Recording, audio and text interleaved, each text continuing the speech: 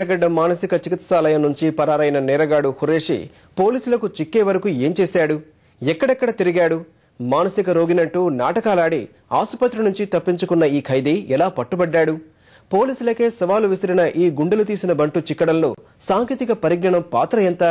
వీటన్నింటికి సమాధానమే ఈ కథనం.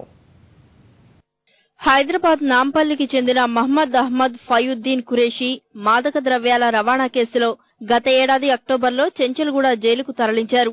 అతని మానసిక పరిస్థితి బాగాలేదని జైలు సిబ్బంది గత నెల 23న ఎర్రగడ్డ మానసిక ఆసుపత్రిలో చేర్పించారు. డిసెంబర్ 2 రాత్రి ఖురేషి రెండో భార్య ఆయన కలిసేందుకు ఆసుపత్రి రాగా సిబ్బంది నిరాకరించారు. దీంతో ఆసుపత్రిలో హంగామా సృష్టించిన ఖురేషి ఆక్సిజన్ సిలిండర్ తో గోడకు కన్నం వేసి 9 మందితో పారిపోయాడు.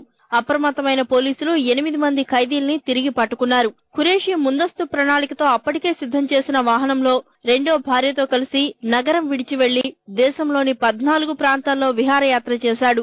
రెండో భార్యతో దిగిన ఫోటోల్ని మొదటి భార్యకు నెట్ యాప్ ద్వారా పంపించాడు.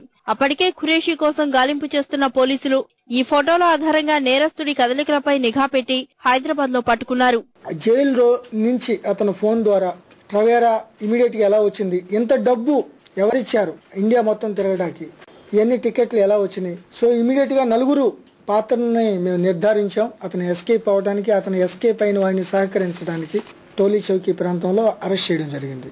ఆ ఇంటర్నెట్ లో ఉన్న వాట్సాప్ ఈ మధ్య బాగా హెల్ప్ చేస్తుంది మాకు. లాస్ట్ టైం కూడా ఒక మ్యాటర్ డిటెక్ట్ అయింది. ఆసుపత్రి నుంచి బయటకు రాగానే వాహనాలను సమకూర్చడం, దేశమంతా విహారయాత్ర చేసేందుకు నగదు సమకూర్చడం వెనక ఎవరు ఉన్నారన్న విషయంపై పోలీసులు ఆరా తీస్తున్నారు. ఇప్పటికే సహకరించిన 4గురిపై చర్యకు ఉపక్రమించారు. మానసికంగా, శారీరకంగా బలంగా ఉన్నాడన్న అనుమానంతో గాంధీ ఆసుపత్రికి చెందిన వైద్యుల బృందంతో పరీక్షలు నిర్వహించనున్నారు.